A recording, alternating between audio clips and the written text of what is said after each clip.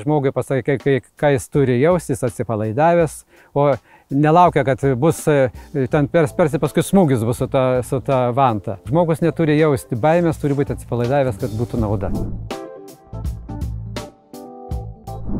Esu Albinas Blažys. Mano pagrindinis darbas, kaip juokiamės, vasarą laukuose.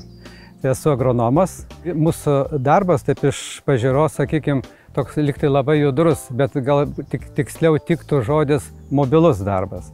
Nes, aišku, važiuojam daug, paskui laukia, vaikštam, bet praktiškai mes 7, 8, o kartais ir 9 valandas prasėdėm už vairo.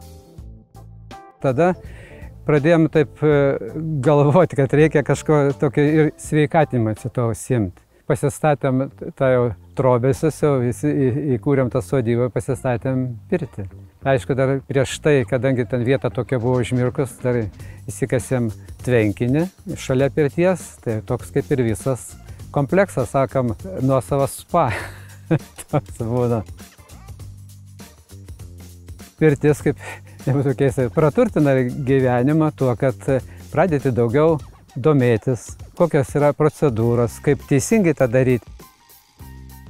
Turiu 3 vantas. Visos jos, matot, yra skirtingos, bet vienas toksai yra, kaip sakyti, požymis toks panašus. Tai jeigu atkreipia dėmesio, jos yra plokščiai. Aš tokio giliai įsitikinimu, kad būtent pirty tai vienas iš tokių svarbesnių dalykų yra, kad jinai būtų plokščia, kad mes galėtume kaip su vėduoklė. Ir nebūtinai, kai sakiau, žmogų ten trankyti, bet kaip tik pėrimas, tai nereiškia, kad jau ten atitinkamai ir liečiant kūną, ir viršų, ir ten tiesiog tas šiltą orą gainant ir taip toliau. Šita vanta yra liepų. Šitą rišau pats, tai iš karto suformavau, kad jinai būtų kaip vėduoklė. Įkaitimas pirty turi būti toks tolygus ir be jokios būdais, be tokio streso. Temperatūra tinkamiausia 60-70 laipsnių, toks, kad nebūtų to karščio, nežmoniško, kai sakiau, buvo kažkada mada ten 100 laipsnių. Ir, pavyzdžiui, aš taip įsitikinęs, kad tikrai padeda atitrūkti nuo tos rutinos ir šiek tiek tą organizmą pasiruošti darbam. Tenka girdėti iš kai kurių žmonių, oi, ateina šeštadienis, sekmadienis, ką dabar veiksiu. Vėl nebus kas veikti.